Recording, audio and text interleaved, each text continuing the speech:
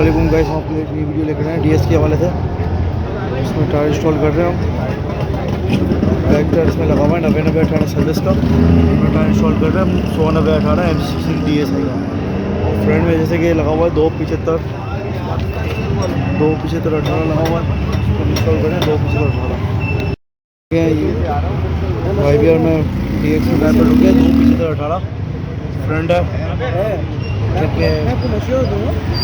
Single pack करवा कर उनको वजन नहीं रखना, ऐसी जगह पे ये देखिए ये DSI टायर खराब नहीं है, आपको 70 में काम आएगा। कल आप ये ईमान का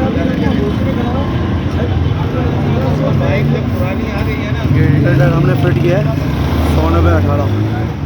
बहुत से लोग कंफ्यूज होते हैं कि DX में टकराता है, लेकिन नहीं, DX के लिए बेहतर टायर है, गाड़ी को भारी नहीं करता ये।